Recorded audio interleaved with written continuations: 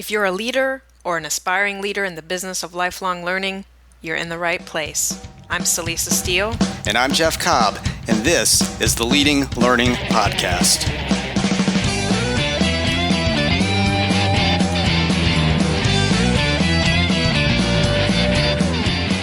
Hello, and welcome to episode 41 of the Leading Learning Podcast. In this episode, we're going to talk with Will Thalheimer, who is a widely read and followed learning expert who's probably well known to many of our esteemed podcast listeners.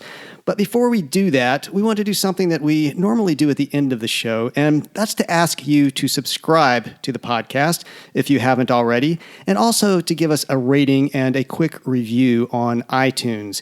You can do both of those things really easily just by going to leadinglearning.com/iTunes.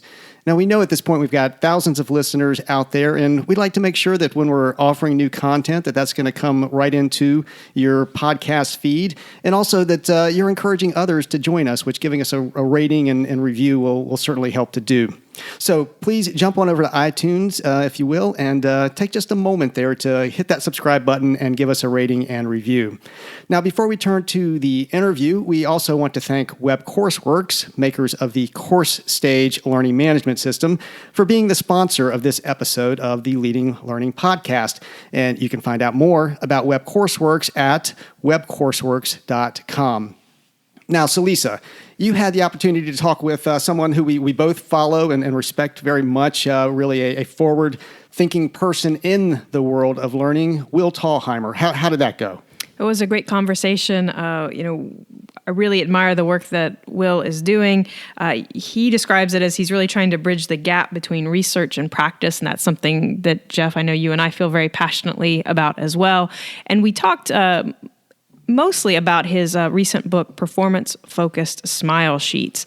So really a look at this type of evaluation that so many organizations use, but really trying to dig in and say, how can you improve these and actually make them a more effective measure of what learning is happening? So it's a great conversation, a lot of practical advice in the interview. And Will's a funny guy as well that comes across both in his book and in the interview.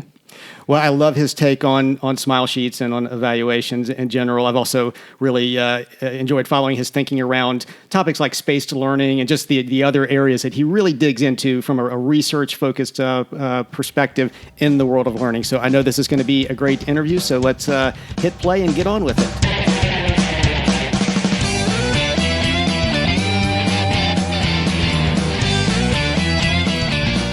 I'm Celisa Steele, and this is the Leading Learning Podcast. And today I'm joined by Dr. Will Thalheimer. Will is a learning expert, a researcher, an instructional designer, a speaker, and here I quote Will himself, a gorgeous man-hunk of a learning consultant. He's the author of Performance-Focused Smile Sheets, and he's the brains behind the Will at Work learning blog. Will, thank you for making time for this conversation. Thank you, Celisa. And I'm so embarrassed. What's in the book? I figure, I think it was a joke. Okay. Well, that's what I love. One of the things I love about the book is that it is incredibly practical, but it also has this great sense of humor. So, obviously that was a really brief introduction to you and your work. So I want to give you an opportunity to say a bit more about yourself, perhaps more modestly than in the way I introduced you there. Sure. Well, I was born in a log cabin. So, no, I've been working in the learning and performance field for about 30 years. The last 17 years, almost 18 now. What I do is I try to bridge the gap between the research side and the practice side. And in doing that, I read over 200 articles every year from the scientific referee journals on learning, memory, and instruction.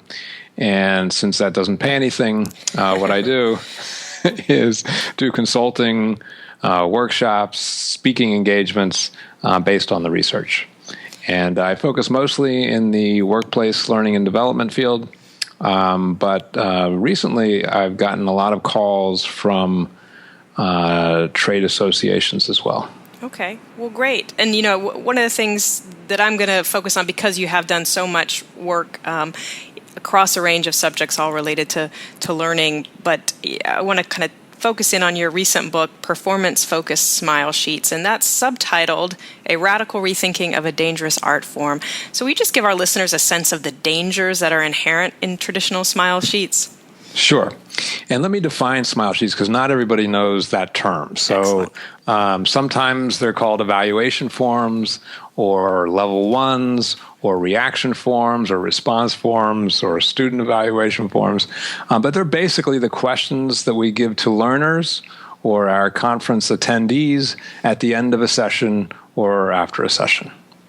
So the danger. Well, the big danger is very straightforward. It's that we're getting information that is not telling us anything of value, and that we believe that we're doing well. The numbers look good, and so we go on and we keep doing what we're doing. The research on this, and you might be surprised that there's actually scientific research on this, but 2 meta-analyses, a study of many studies, have looked at over 150 scientific studies on smile sheets, and they found that the correlation between smile sheets and learning results is at an R of 0.09. Now, if you remember statistics, you'll remember anything below 0.30 is considered a weak correlation. So 0.09 is virtually no correlation at all. So what that means from a practical standpoint is if you get high marks on your smile sheet, you could have a very good learning session, very good workshop, very good learning program, or you could have a very weak one, and vice versa. If you get very poor marks, you could have a very poor, very poorly designed program, but you could also have a very effective one as well. With traditional smile sheets, we just can't tell, and that's where the danger is. Yeah, and I loved the fact that you mentioned those meta-analyses as coupled where you found that show how little connection there is between the smile sheets and the learning results. You advocate doing both end of learning and then kind of after delay measurements of learning. And so I'd love to hear you talk a bit about, why there's the need for both, and if you have any tips for how to encourage learners, busy learners who don't have our needs as learning professionals top of mind. How do we encourage those learners to respond to our smile sheets or other measurement mechanisms, especially if we're asking twice? Sure. Well, as I say in the book, there's benefits from asking immediately after a program, and there's benefits for asking after delay. You have to decide whether it's worth it to do it, because it does take our learners time. There's logistical issues, there's cost issues, but the benefit to asking immediately is that you're getting people's view of how it went sort of from a top-of-mind kind of experience. So how they felt about it, they're really going to remember that. But if you ask them later, the benefit then is you can focus more in on whether there's value, whether they've actually used it, and whether it actually has utility for them. So you get, if by doing it twice, and you might only want to do that for something that's really important, right? But by doing it twice, you gain both of those perspectives, so you're not missing out on anything. Now, you asked about the learners. So it's true. These things take time. Now, the number one thing I think that we can do to encourage our learners or motivate them to take our evaluation form seriously is by asking them good questions. What happens if you look at a lot of smile sheets, people just circle the same number all the way down. I get a sense from that learners don't really believe, whether it's a conscious thing or unconscious, they don't really believe that our numeric scales, our like scales, are telling us that much. And so if we give them these questions and they know they're a little bit fuzzy, the answer choices, then I think that they're saying to themselves, well, I'm not going to take that much time. So that's number one, ask better questions. Number two, we need to make a passionate plea for the value of these things. I've seen trainers pass smile sheets out and say, okay, we got to fill these out. Please do them. Right? But, I've also seen trainers, really good ones, say, listen, I know it might be a little bit of a pain, but look, I really do get good feedback from these things, particularly if you guys put in the time. What I'll do, if you spend the time and give me good comments on these and fill them out, then I'm going to look at them seriously, and I'm going to make changes for next time so the people that go back through this will have a better experience. So it's all the way you frame it. Also, making changes. If you make changes and show people that you're making changes, or you tell about changes you've made in the past, then people will, take you seriously on it. Great. Those are great ideas, and I know, especially around that first point about asking better questions, that's really what this performance-focused Smile Sheets is all about. Lots of great ideas and tips there for how to do that better. Now, many of our listeners are at organizations that hold an annual conference with educational sessions, so a multi-day event, multiple sessions.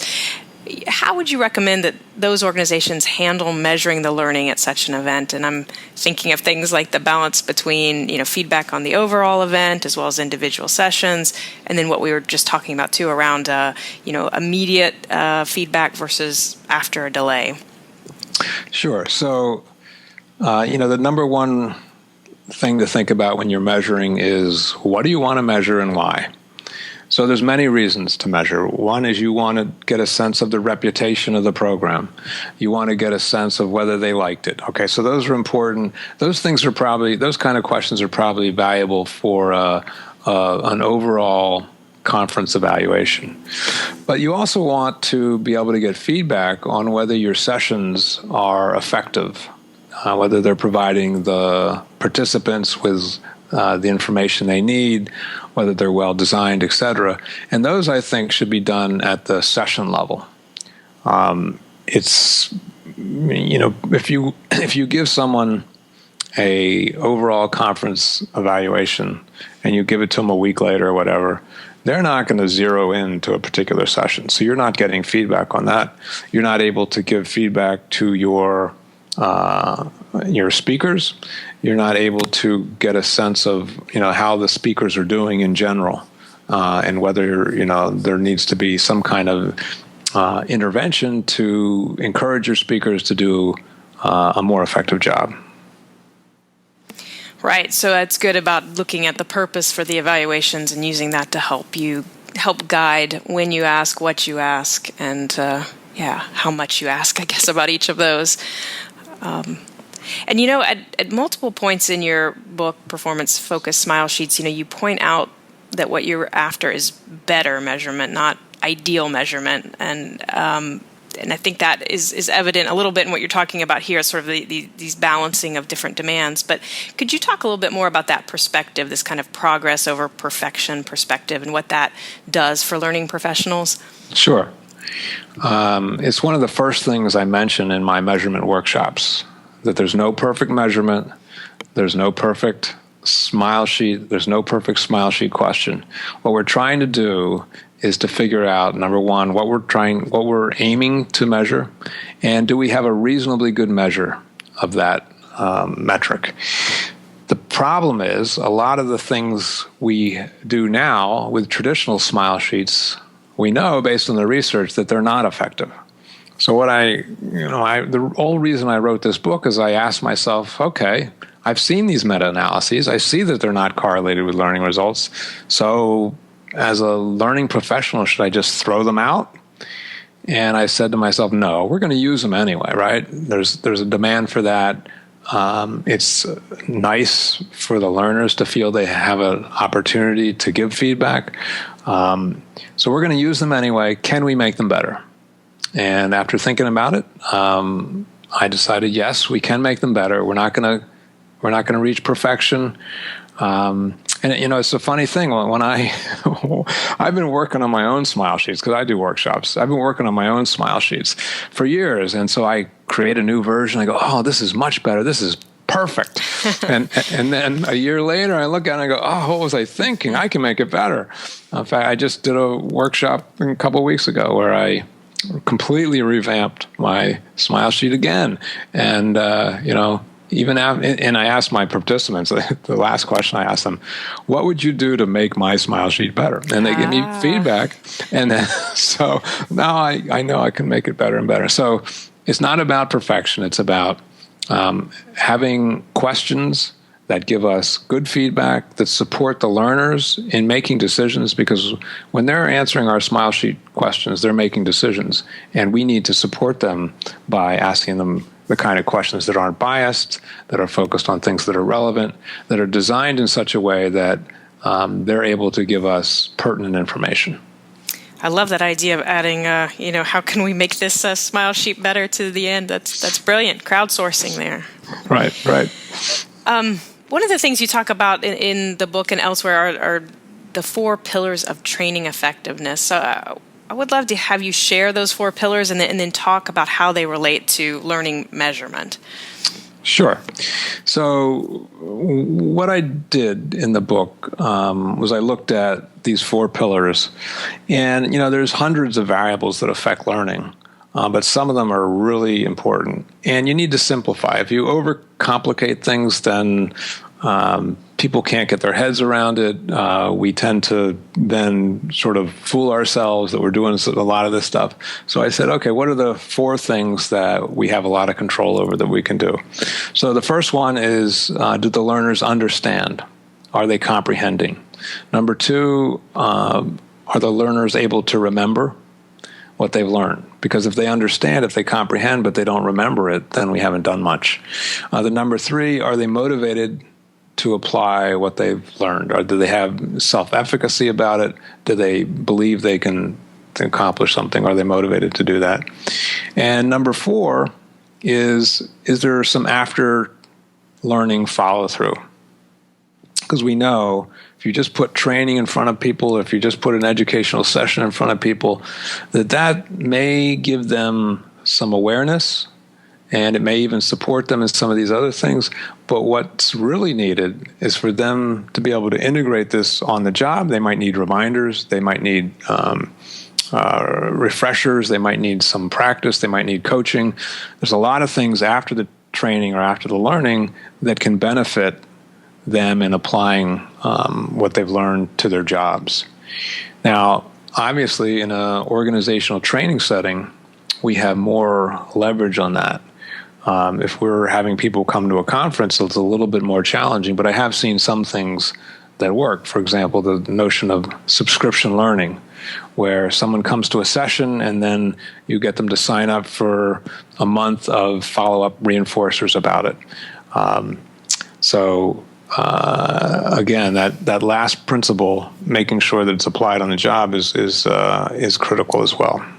Yeah, and I've seen at conferences as well the idea of maybe partnering up and having sort of an accountability buddy that you've met in a session and continuing conversations afterwards. And that seems to fit in that sort of 4th pillar as well, as a way of helping to provide some of that ongoing support. Yeah, that's a great idea. In fact, I think, because this is a difficult one, that 4th pillar for conferences, that, some creativity around that would be great. In fact, maybe we should have a conference session on that sometime. That would be great. Yeah, so you have those 4 pillars, and then so talk about how they relate to the measurement piece as well. So there's, in the last 10, 15, 20 years, the science of learning has really blossomed, and these 4 pillars are sort of an embodiment of that. So the notion is that we not only ought to design based on the science of learning notion, but we ought to think about, when we're asking questions about effectiveness of our learning interventions, we ought to ask questions based on what we know about the science of learning. Right. So, for example, we know that having practice on real-world tasks is a really great way to help people remember. So we can ask questions on our smile sheet to get a sense of whether they've done that. We know that motivation to learn, motivation to apply what they've learned is critical, so we can ask questions about that. And I actually brought a conference evaluation form with me here, and let's see if I think I have one that has. Okay, so this is one. This is from the International Society for Performance Improvement, and they have a question and it's labeled learning supported by practice. And they have three options. One option is the session was mostly lecture, but it was good. The next option is the session was mostly lecture and would have benefited from more practice. And the third option is more than 1/3 of the session was devoted to practice, using activities such as work-related decision-making and or realistic job-relevant exercises. So again, that differentiation can give you a sense of whether the speaker just went up there and delivered content, or whether they mixed it up a little bit, made it more interactive, made it more engaging. Excellent. I love the example. That's good to have the real world application there.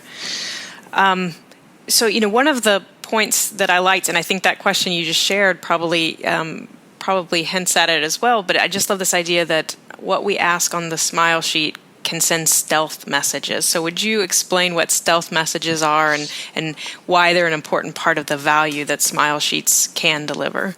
Sure. So, one of the things that we like to believe about human beings and human cognition is that we're very proactive. But the truth is we're very reactive. We react to cues in our environment.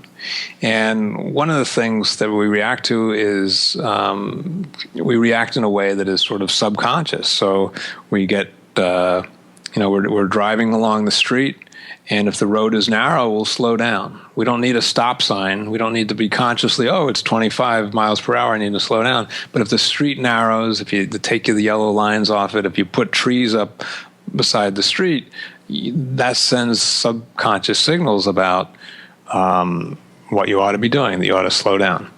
So it's the sort of same idea. One of the things that we in organizations often need to do is to educate our stakeholders, and we try to do that with rational arguments. But there's things that we do on a routine basis that we might send stealth messages. So I'll give you an example from my work. I used to run a leadership development product line, and we would have we would try to recruit really good leadership trainers, and we would have them come in, and we asked them during these interview process to take 20 minutes and present something to us, okay? And so the message we were sending there was that what's important is how you deliver learning. But if we had wanted them to also have good consulting skills, to be able to go out and work with people to find out what the needs are, the learning needs are, to coach people as well, we might have asked them to demonstrate their consulting skills. If we would have done that, and we didn't, I'm embarrassed to say now, but if we would have done that, we would have had a stealth message that what's important is not just what happens in front of a classroom, but what happens in the consulting engagement as well. So there's lots of things we can do to send stealth messages in our work, and smile sheets are a really good opportunity to do that. So when we ask questions about the question I just read about practice, we're sending a stealth message that practice is really important. So right. that message goes to the speakers, but it also goes to every person who answers this. All our members read that. I'll give you another example from ISPI. One of the things about smile sheets is you can also, in a conference setting, you can think about what your brand is and how you want to emphasize that, send stealth messages about your brand. So in ISPI, one of their key goals is to provide research-based practice, evidence-based practice. So we and I helped them with this. We decided to ask two questions about research. One was how much research/evidence was shared, and the answer choices were 0 or very little research evidence was shared. A small amount of research evidence was shared, or a substantial amount of research evidence was shared. They also asked a question, what was the quality of the research evidence shared? And people would say, I don't know the research well enough to answer the question. They could say, too often the concepts presented seem to conflict with the most trusted research. And the third choice was the concepts presented were generally supported by solid research. So you can see by asking 2 questions out of about 8 that you're sending a message about what's important to the organization. And again, that has an incredible ripple effect. So speakers can get this form in advance, and they can design their presentations based on what you emphasize. Every member of the organization who fills out a smile sheet for a session gets to see, oh, research is really important for this organization. And then when you look at the results, you can see which speakers are pushing using research, which are not, et cetera. So there's a lot of advantages. Yeah, I loved it. It was one of the big takeaways for me was this idea of stealth messages.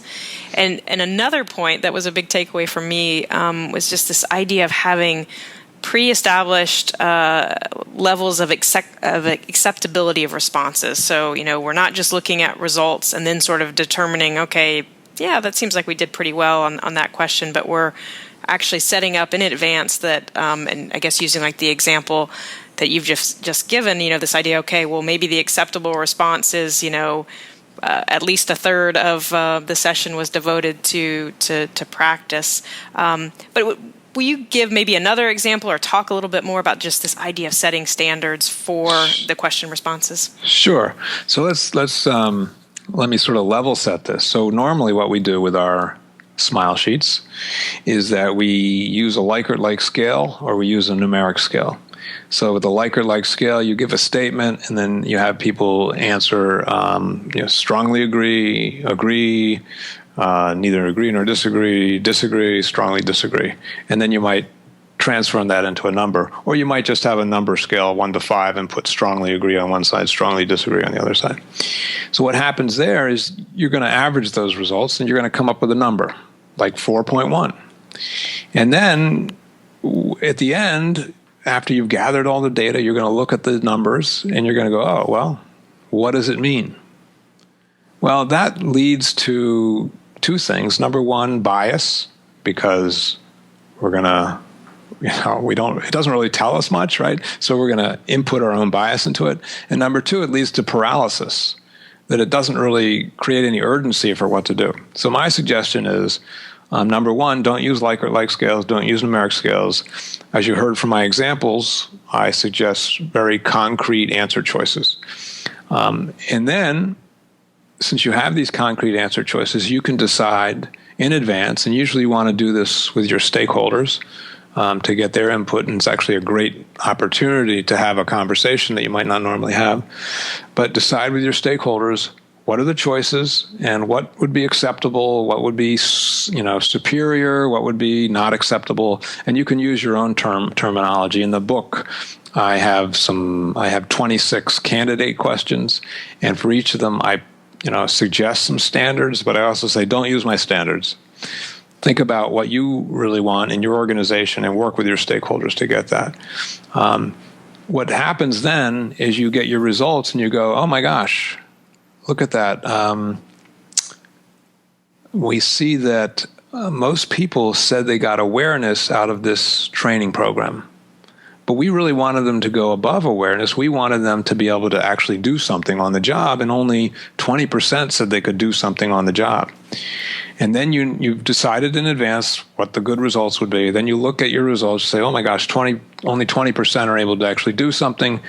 Maybe we need to go back and look at this course and design more work into it to enable people to practice, to think about what decisions they would make, give good examples, bad examples, etc.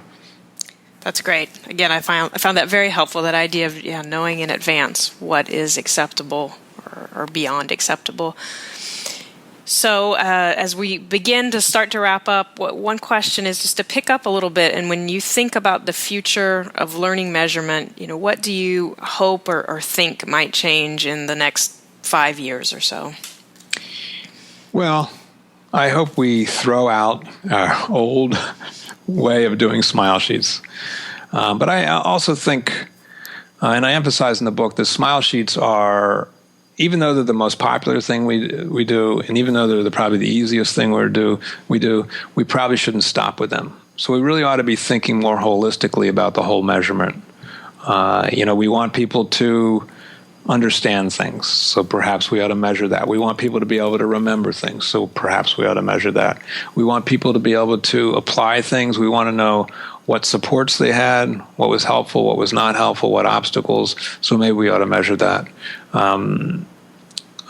So better smile sheets, because that's the most popular thing we do and is most easy to change. Better mechanisms for gathering additional information. One of the metrics that I think is really helpful, ways to assess, is to use scenario-based questions. So instead of asking people if they remember a certain terminology or definition or whatever, which is practically meaningless, you put them in a situation. Or you say, Sam is in this situation. I was writing one this morning about Sam, a chief learning officer, and you've got to answer a series of questions. And you put people in that situation. You ask them, what should Sam do? Or what would you do in that situation? And you give them some good answer choices that are all plausible. It's a little bit tricky because multiple choice questions can hint at answers, but if you design them well, they're really powerful. Certainly a high bang for the buck, because you're doing a lot of things that we know are aligned with learning science, but you're not spending as much money as you would on a simulation or on a full apprenticeship program as well. Right. Good. So yeah, sort of a good kind of proxy for the actual performance in the workplace or out there. Exactly. So next to last question, this is one we like to ask everybody on the Leading Learning podcast. So just would love to hear about your approach to your own lifelong learning. How do you go about making sure that you stay up? I know you mentioned that you read at least 200 articles a year, so I know that's got to be part of it, but any other aspects of how you sort of stay up? Well, the first thing is have an attitude of openness. And be open to, getting experiences, seeking things out that you might not normally go after. One of the things we know about, for example, creativity, is that the most creative people are those that are not only really well versed in their fields, but also have a tangential knowledge of other fields as well. So I recently did a book review of Connie Malamed's book on visual design for learning professionals. So, visual design might not be something I would think that I needed to know specifically or in depth about as a learning professional, but it's something that's very important. So by reading her book, by being open to that, and that kind of thing, I think that's really valuable. So I try to do that. There's just lots of information sources. Now it can be daunting sometimes because if you just spend all your day on Twitter or online, you can be overwhelmed with this stuff. So it's a little bit of balance. But just, being open, multiple information sources, going places where you might think it's not directly related, but hey, maybe there's something interesting in there. Right. I think that's helpful for me. Absolutely. Me too. And so final question is, if listeners want to learn more about you and your work, where should they look? Well, unfortunately, I have 7 different websites, but I'll just tell you 2 of them. So smilesheets.com is the book's website. So if you're interested in that, you can get it there. I offer I offer a author discount there. It's the most inexpensive place to get the book. My consulting practice is Work Learning Research, so it's work-learning.com, work-learning.com. And I'll tell you one more, my blog. It's will@worklearning.com, will@worklearning.com. We'll make sure to get all of those in the show notes, and I highly recommend all of those sites because, Will, you do a great job of putting out resources and information that's very practical and actionable. So thank you for that, and thank you for taking time to talk with me today. Well, thank you, Salisa. This has been great. That wraps up our interview with Dr. Will Thalheimer. As we're exiting, we want to be sure to mention our upcoming fall event, the Leading Learning Symposium. And that's an event designed specifically for leaders in the business of continuing education, professional development, and lifelong learning. And our aim there is to help you maximize the reach, revenue, and impact of your education business. To get all the details, just go to symposium.leadinglearning.com. We'd also like to once again thank Web Courseworks for being the sponsor of this episode of the Leading Learning Podcast. You can get show notes for this episode by going to leadinglearning.com/episode 41. And while you're there, you'll see various options for subscribing to the podcast. And we really do hope that you will subscribe if you're getting value out of the podcast. And we'd also be grateful if you'd take a minute to give us a rating on iTunes, as we mentioned at the beginning of the podcast. Again, just go to leadinglearning.com/iTunes. It just takes a second to do, and it makes it much easier for folks to find us when they're out there looking for where to get the good word about the business of lifelong learning. Finally, consider telling others about the podcast. You can send out a tweet by going to leadinglearning.com/share, or if tweeting isn't your thing, you can pick another social network of your preference and share that way. So thanks again, and we will see you next time on the Leading Learning Podcast.